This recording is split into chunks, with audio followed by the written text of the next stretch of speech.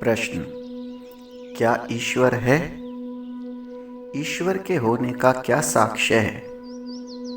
मैं ईश्वर को ना मानूं तो? तुम स्वयं हो ये ईश्वर के होने का साक्ष्य है।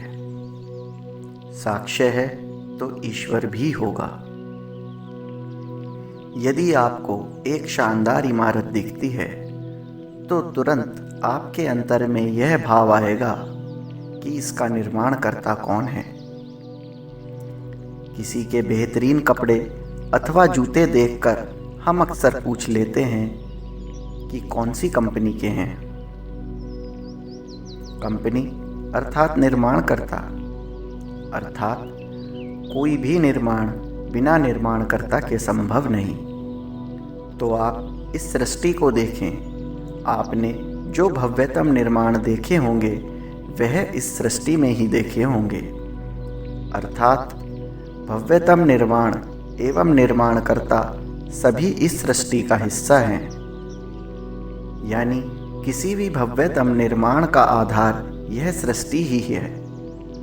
और मज़ेदार बात यह है, हम छोटे छोटे निर्माणकर्ताओं को सम्मान देते हैं, परंतु सृष्टि के निर्माणकर्ता के अस्तित्व पर प्रश्न लगा देते हैं। वैसे यह प्रश्न पूर्ण मिथ्या है।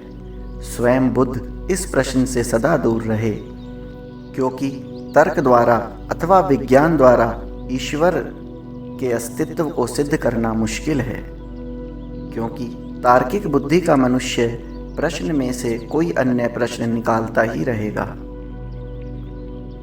आप एक अंधे को कैसे भी नहीं समझा सकते कि पीला रंग कैसा होता है, क्योंकि रंगों के ज्ञान के लिए दृष्टि प्रथम आवश्यकता है। नदी के अस्तित्व का अंतिम लक्ष्य है महासागर में मिलकर स्वयं महासागर बन जाना। किंतु यदि नदी कहे कि मैं तो महासागर को नहीं मानती, मैं तो स्वयं में पूर्ण हूँ और महासागर जैसी कोई चीज़ होती ही नहीं है, यदि है तो मुझे अभी यहीं दिखाओ, तभी मैं आगे जाऊंगी, अन्यथा मैं तो अपना नया मार्ग बनाऊंगी। जमाना बदल गया है, मेरे विचार भी स्वतंत्र हो गए हैं। प्राचीन मार्ग छोड़ो और नए मार्ग पे चलो, यह क्रांतिकारी मार्ग है।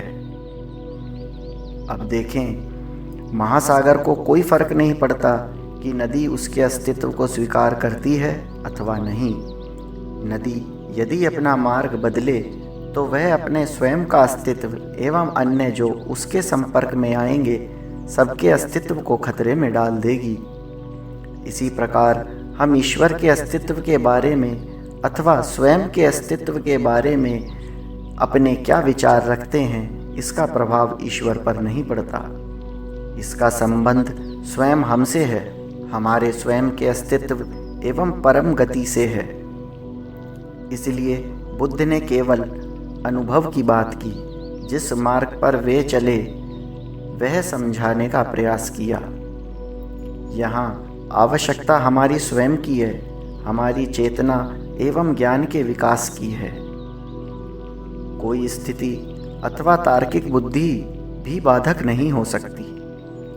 जिस प्रकार नदी महासागर में बिल्ले को बहती है, हमारा प्राकृतिक बहाव भी वही है। जरूरत है तो चेतना को बढ़ाने की, आत्मज्ञान की। और अंतिम सत्य यह है कि नदी कोई भी मार्ग अपना ले, अपने अस्तित्व को समाप्त कर ले, अंततः उसका समस्त जल भाप बनकर बादल बन जाएगा और फिर वर्षा रूप में किसी अन्य नदी से जा मिलेगा और अंततः वह महासागर में ही मिलेगा। अर्थात नदी क्या चाहती है इससे कोई फर्क नहीं पड़ता, और हम क्या चाहते हैं अथवा क्या सोचते हैं इससे भी कोई फर्क नहीं पड़ता। इसी जन्म में, अगले जन्म में अथवा अनेकों जन्मों बाद अंततः हमें भी उसी ईश्वर रूपी महासागर में मिलना होगा। यही जीवात्मा की अंतिम गति है। यही सनातन हिंदू धर्म ग्रंथों का मत है। धन्यवाद।